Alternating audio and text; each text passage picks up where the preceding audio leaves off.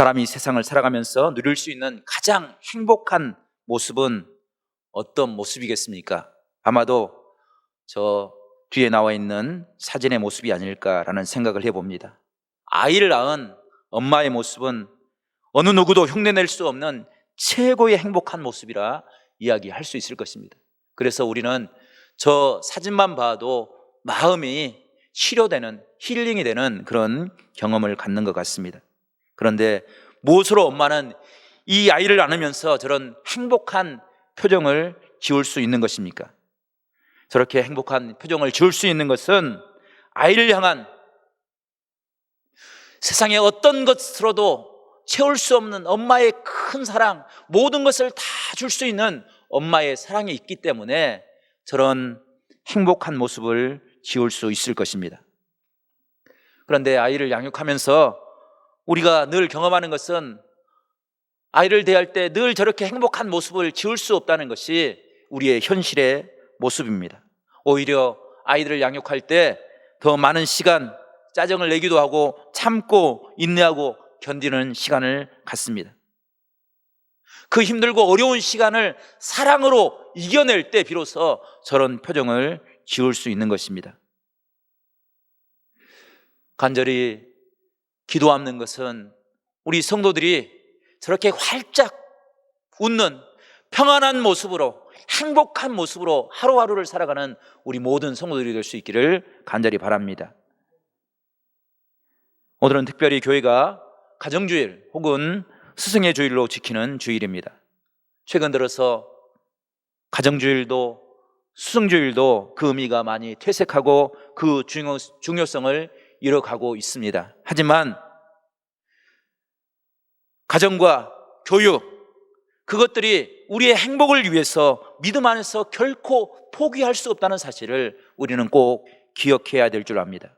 그 가치를 깨닫고 회복함으로, 우리가 함께 그것을 회복하기 위해서 기도함으로 우리의 삶이 하나님의 참된 평안을 경험하는 복된 귀한 이 주일이 될 수 있기를 간절히 바랍니다. 행복한 엄마의 모습과 가정의 의미, 그리고 참된 스승의 의미 안에는 공통점이 있습니다. 그 공통점은 세상의 어떤 것들로 대체할 수 없는 사랑, 그것이 바로 공통점입니다. 사랑의 가치가 바로 세워질 때 엄마로서 행복을 느낄 수 있고 건강한 가정의 기능을 행할 수 있고 스승과 제자가 아름다운 배움의 꿈을 꿀 수 있는 그런 축복의 삶을 살아갈 수 있는 것입니다.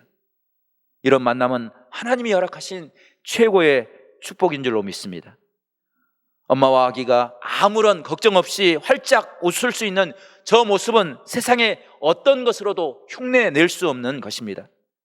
우리가 서로 사랑하고 이해하고 힘들고 어려울 때마다 함께 위로하는 그 삶의 모습, 그것은 세상의 어떤 조직도 어떤 공동체도 모방할 수 없는 최고의 행복인 가정의 모습인 것입니다. 오늘 성경에 그런 행복을 느끼며 맛본 한 사람을 소개하고 있는데 그가 바로 야곱입니다. 오늘 20절 말씀은 야곱의 사랑을 이렇게 기록하고 있습니다. 오늘 20절 말씀을 저와 여러분이 함께 읽어보겠습니다. 20절입니다. 시작. 야곱이 라헬을 위하여 7년 동안 라반을 섬겼으나 그를 사랑하는 까닭에 7년을 며칠같이 여겼더라. 아멘. 성경을 살펴보면 야곱은 대단히 계산적인 사람이었습니다. 그의 계산적인 생각과 이기적인 모습은 가족들 간에 형제와 아버지와의 관계도 깨트리고 말았습니다. 그런 이유 때문에 그는 지금 아버지가 머물렀던 브엘세바에서 외삼촌 라반이 머무는 하란으로 도망치고 있습니다. 그런데 놀라운 것은 이 도망치는 과정, 절망의 시간들을 야곱은 하나님을 만나는 축복으로, 참된 사랑을 깨달음으로 행복을 회복하는 그런 모습을 우리에게 이야기하고 있는 것입니다. 요즘 우리가 새벽 시간에 야곱의 일대기를 함께 묵상하고 있습니다. 창세기를 보면 수많은 믿음의 사람들이 등장합니다. 야곱보다 더 뛰어난 믿음의 모습을 가진 사람들의 모습을 기록하고 있습니다. 그런데 야곱의 일생을 기록한 분량은 다른 사람들과 비교할 수 없을 만큼 많은 부분을 할애하고 있습니다. 그 이유는 야곱의 삶의 모습이 우리에게 큰 신앙적인 의미를 갖고 있기 때문입니다. 자세히 살펴보면 야곱은 우리가 닮을 만한 신앙의 모습을 모든 면에서 갖춘 사람은 아니었습니다. 그는 때로 형을 무시하고 교활한 거짓된 모습으로 형을 속이는 그런 삶을 살았습니다. 그런 야곱, 세상 사람들에게 비난받을 수밖에 없는 그 야곱을 하나님께서는 불쌍히 여기시고 변화시켜 주시고 하나님의 참된 은혜를 깨닫게 해 주었습니다. 뿐만 아니라 야곱은 사람과의 만남을 통해서 어떤 모습이 참된 행복인지를 깨닫고 그 사랑의 모습을 회복하고 있습니다. 오늘 이러한 야곱의 삶의 모습을 재조명하면서 우리에게 숨겨진 축복의 의미가 무엇인지를 우리가 다시 한번 깨닫고 그것을 회복하기 위해서 함께 기도하고 하나님의 은혜를 구할 수 있는 그런 귀한 은혜의 시간으로 우리가 주 앞에 설 수 있기를 간절히 바랍니다. 성도 여러분, 하나님이 허락하시는 야곱에게 허락하신 축복의 은혜는 무엇입니까? 첫 번째, 모든 삶의 순간에 하나님은 그에게 사랑으로 희망으로 다가와 주셨음을 오늘 성경은 이야기하고 있습니다. 야곱이 외삼촌 라반의 집으로 가는 것은 원대한 꿈을 이루기 위해서 가고 있는 것이 아닙니다. 쫓겨서 지치고 힘든 모습으로, 절망과 좌절의 모습으로, 상처진 모습으로 외삼촌 라반의 집을 향하고 있습니다. 외삼촌 라반의 집은 하란에 있었습니다. 이삭이 머무는 야곱의 집 브엘세바에서 하란까지 거리는 약 800km가 됩니다. 그 먼 거리를 야곱은 쫓기고 절망하고 좌절하는 마음을 가지고 터벅터벅 걸어가고 있는데 그 과정을 하나님께서는 복된 길로, 변화의 길로 축복해 주셨습니다. 먼저 하나님께서 가정의 소중함이 얼마나 크고 놀라운지를 야곱에게 깨닫게 해 주었습니다. 야곱이 형을 속이고 아버지를 속이고 가정은 내 욕망을 채우기 위한 그런 수단으로 생각하며 살아왔는데 길을 걸어갈 때 위험한 순간에 자기 옆에 아무것도 없는 그 순간에 가정이 얼마나 나에게 필요한지를 깨닫게 되었다는 것입니다. 뿐만 아니라 아버지에게 순종하며 사는 것이 얼마나 큰 축복인지를 깨닫게 되었습니다. 아버지가 하란으로 가라 말씀할 때 그 말씀에 순종하지 않을 수도 있습니다. 먼 거리, 그 거리는 위험이 있고 생명의 위험이 도사리는 그런 여행이었습니다. 그래서 가까운 도시, 자기가 생각하기에 알맞는 도시, 그곳에서 살면 그뿐이었습니다. 그럼에도 불구하고 그는 아버지의 말씀에 순종해서 하란으로 걸어가게 되었습니다. 그때 하나님께서는 아버지를 사랑하는 그 야곱의 모습을 통해서 베델로 찾아와서 하나님의 모습을 깨닫게 해주었습니다. 내가 너와 함께하리라, 내가 너를 붙잡아 주리라, 너가 돌아오는 그 순간까지 내가 너를 떠나지 않을 것이라 약속해 주었습니다. 그런데 그 약속은 그냥 지나쳐버리는 공허한 약속이 아니었습니다.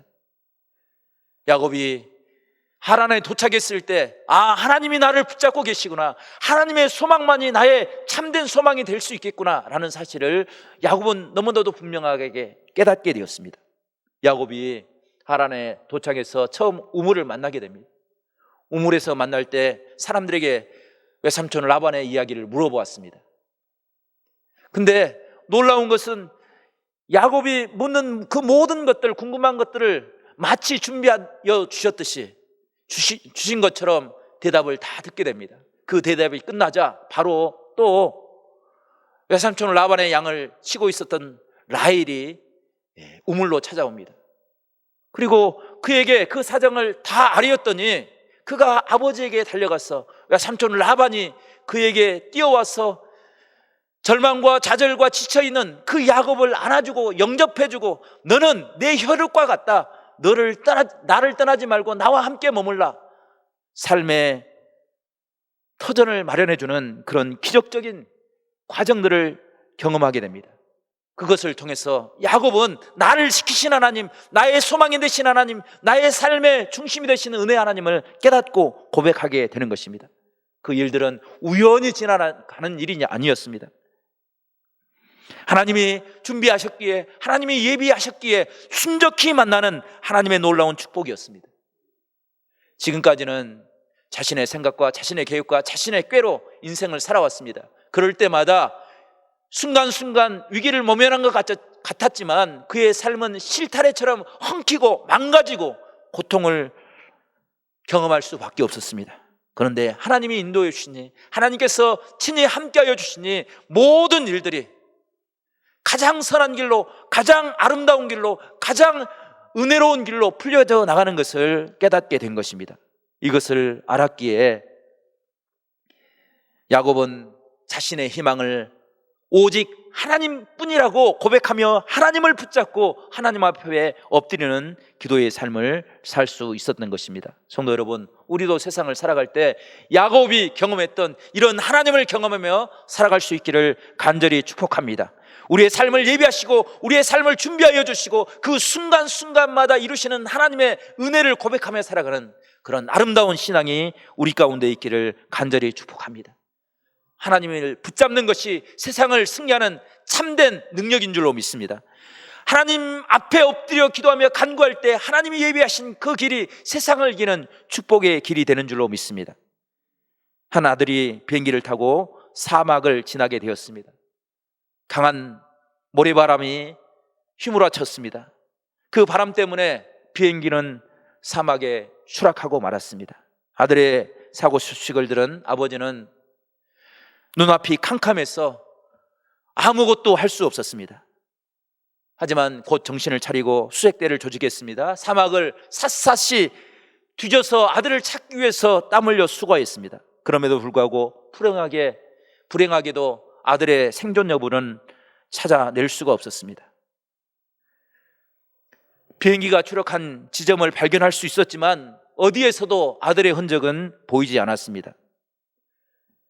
시간이 지나면서 수색했던 사람들이 지치기 시작합니다.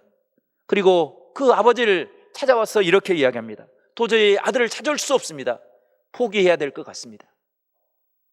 하지만 아버지는 실망하지 않고 아들을 찾기 위해서, 혼자서라도 아들을 찾기 위해서 온 힘을 다하여 노력하였습니다.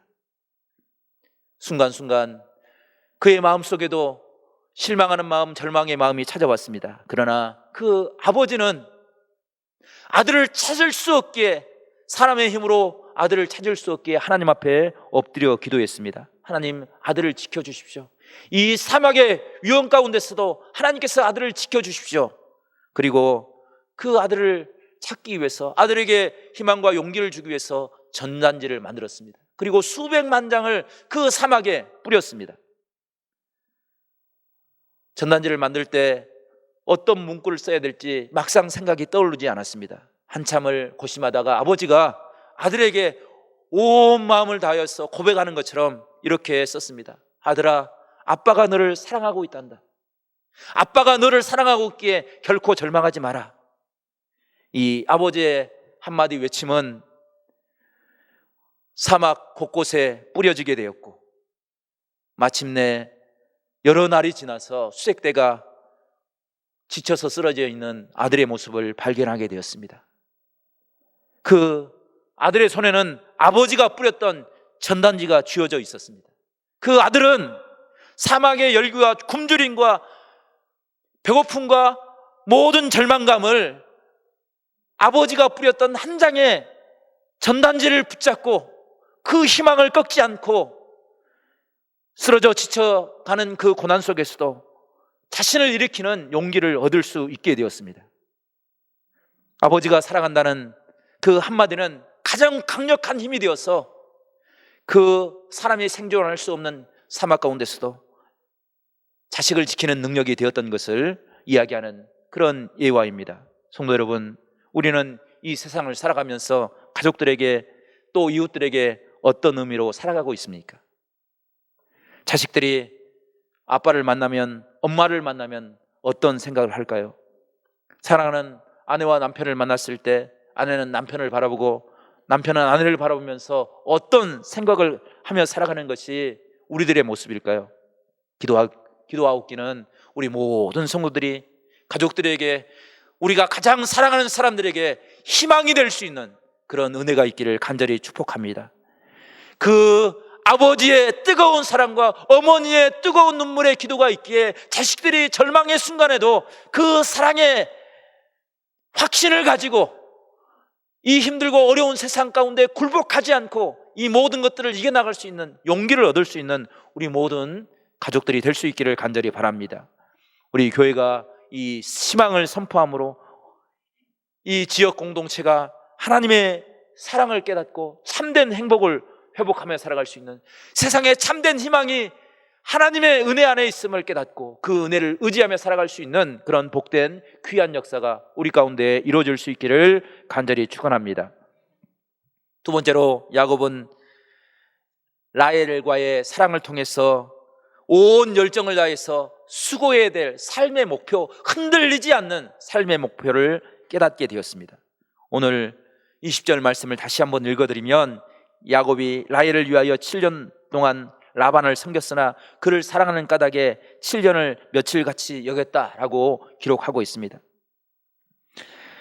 야곱은 라헬을 사랑했습니다. 7년 동안 그 외삼촌 라반을 섬겼습니다. 7년을 날짜로 계산하면 대략 2200여일이 됩니다. 2000일이 넘는 그 시간들을 아무런 대가 없이 땀 흘려 수고했습니다. 얼마나 힘들고 어려웠겠습니까? 그럼에도 불구하고 오늘 성경은 7년을 며칠처럼, 마치 하루처럼 여기는 그런 행복한 삶을 살았습니다. 지난 개정 번역에는 7년을 수일처럼 여겼다라고 기록하고 있습니다.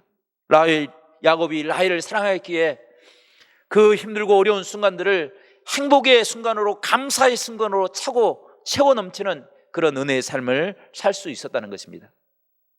세상을 살다 보면 정말로 지루하고 힘들고 어려운 시간들을 만나게 됩니다. 시간이 안 가는 것처럼 느껴지는 것은 그만큼 내가 내 삶에 만족하지 못하고 불행한 시간을 보내고 있다라는 것을 반증하는 것입니다. 남자들은 군대가 있을 때 시간이 얼마나 안 가는지를 너무나도 잘 알 것입니다. 그런데 야곱은 자신의 집이 아닙니다. 일할 때 수고의 대가를 받는 것이 아닙니다. 그럼에도 불구하고 라헬만 있으면, 라헬을 만나는 것, 그것만으로 만족하고 그 시간들을, 7년의 시간을 하루처럼 수일처럼 여기며 살았던 그런 은혜를 깨닫게 됩니다. 야곱은 라헬을 만남으로 참된 사랑의 의미를 깨닫게 되었습니다. 지금까지 야곱의 삶은 비틀어진 신앙의, 비틀어진 사랑의 모습을 가지고 살아왔습니다. 그래서 모든 삶의 중심이 내가 되어야 된다라고 생각했습니다. 그것이 사랑받는 것이다, 그렇게 생각하며 살아왔습니다. 남의 것을 갖고 싶으면 빼앗아라도 갖는 것, 그것이 뒤틀린 사랑의 반증이었습니다. 그것이 지금까지 살아왔던 야곱의 인생이었습니다. 그런데 라헬을 만난 후에, 하나님의 은혜를, 영적인 축복을 깨달은 후에 그는 외삼촌 라반의 집에서도 라헬을 위해서 7년 동안 섬기며 봉사했습니다. 그런데 우리가 성경에서 잘 아는 것처럼 7년 동안 땀 흘려 수고해서 정말로 온 힘을 다하여 노력하며 살아왔는데, 결혼식 밤 야곱을 찾아온 것은 라헬이 아니라 레아였습니다. 7년 동안을 수고했는데 정말로 배신감이 들 만큼 그렇게 외삼촌은 야곱을 속이고 라헬을 대신해서 레아를 보낸 것입니다. 이런 일을 경험했을 때 옛날의 야곱은 정말 견딜 수 없는 불만과 복수의 마음을 품었을 것입니다. 야곱은 남을 속였으면 속였지 남에게 속는 사람이 아니었습니다. 남에게 속았다면 그것을 몇 배로 대갚아주는 그런 인생의 길을 걸어왔습니다. 그런데 야곱의 삶이 변화되었습니다. 야곱은 외삼촌을 복수의 대상으로 보는 것이 아니라 사랑의 대상으로 보았습니다. 그래서 다시 라헬을 위해서 7년 동안을 또 수고해서 라헬을 얻는, 참된 행복을 얻는, 참된 사랑을 회복하는 그런 은혜의 삶을 살았습니다. 이것이 야곱이 사랑을 통해서 변화된 은혜의 삶의 모습이었습니다. 창세기 32장 이후의 모습을 보게 되면 야곱이 정말로 변화되었다라는 사실을 우리는 분명하게 발견할 수 있습니다. 야곱이 고향 브엘세바로 돌아올 때 형 에서가 용병을 데리고 와서 그를 죽이려고 했습니다. 그때 당시 야곱은 예전의 야곱이 아니었습니다. 하나님께서 외삼촌 라반의 집에서 야곱을 크게 축복해서 그는 큰 부자가 되었습니다. 용병을 사서 형을 충분히 대항하고 형을 누를 수 있는 그런 힘을 가지고 있었습니다. 그런데 야곱이 선택한 것은 용병이 아니었습니다. 야곱이 선택한 것은 약복강이었습니다. 약복강에서 엎드려 하나님 앞에 기도하였습니다. 하나님, 내가 형을 이길 수 있지만 그것은 진정한 화해가 아닙니다. 하나님 앞에 엎드릴 때 하나님께서 그 마음을 어루만져 주시고 하나님께서 인도해 주십시오. 다툼이 아니라 화해와 평안을 위해서 하나님 앞에 기도하는 것을 선택하였습니다. 그것이 20년 동안 쌓이고 원한을 품고 또 품었던 그런 모든 상처와 아픔들을 치유하는 능력이 되었다는 것입니다. 오늘 읽지 않았지만 창세기 33장 4절 말씀 보게 되면 이렇게 기록하고 있습니다. 에서가 달려와서 그를 맞이하여 안고 목을 어금 맞추어 그와 입 맞추고 서로 울었다라고 기록하고 있습니다.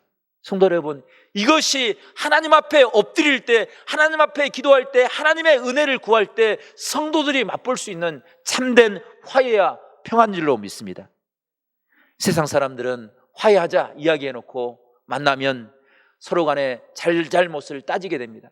그래서 그 화해의 장이 자칫하여서 더 큰 분란을 일으키는 것이 세상의 화해입니다. 하지만 하나님이 허락하신 화해는 가슴에 층층이 쌓였던 그 모든 아픔과 고통과 원한을 다 씻어내고 서로 눈물로 손을 붙잡아주고 함께 기도하고, 그래서 하나님의 참된 평안을 회복하는 것, 그것이 하나님이 허락하시는 은혜인 줄로 믿습니다. 성도 여러분, 우리가 가정주의를 지키면서 하나님 앞에 엎드려 기도할 때 우리 마음속에 쌓여 있었던 가정을 향한 그런 모든 아픔과 상처들이 회복되는 그런 축복이 있기를 간절히 바랍니다. 그 모든 아픔과 상처들이 하나님의 사랑으로, 하나님이 허락하신 희망으로, 하나님께서 날마다 예비하신 그 신앙의 능력으로 하나님을 바라봄으로 모든 것들이 녹아내려지고 그것이 변화되어서 함께 기도하는 그런 놀라운 신앙을 회복하는 축복이 있기를 간절히 바랍니다. 주님이 주신 사랑은 우리에게 새로운 삶의 목적을 허락하여 주십니다. 날마다 하나님이 예배하신 행복을 바라보고 그 행복의 소망을 품고 하나님의 나라를 바라볼 수 있는 은혜를 허락하여 주시는 것입니다. 성도 여러분, 하나님이 주신 사랑 안에서 희망을 보고 우리의 삶을 새롭게 변화시킬 수 있는 열정을 불러일으킴으로 이번 한 주간이 하나님께서 허락하신 참된 행복을 다시 한번 회복하는 복된 귀한 시간들이 될 수 있기를 간절히 축원합니다. 기도하겠습니다. 하나님 아버지, 감사합니다. 저희를 사랑하여 주셔서 택하여 주시고 우리 마음속에 하나님 답답한 심령으로 주 앞에 나왔지만 주님께서 들으시고 우리에게 희망이 되어 주시고 우리의 치유의 은총을 베풀어 주셔서 날마다 주님과 동행하는 삶을 살아갈 수 있도록 성령께서 함께하여 주시옵소서. 주님께 모든 것 감사와 영광 올려드리고 예수 그리스도의 이름으로 간절히 기도드리옵나이다. 아멘.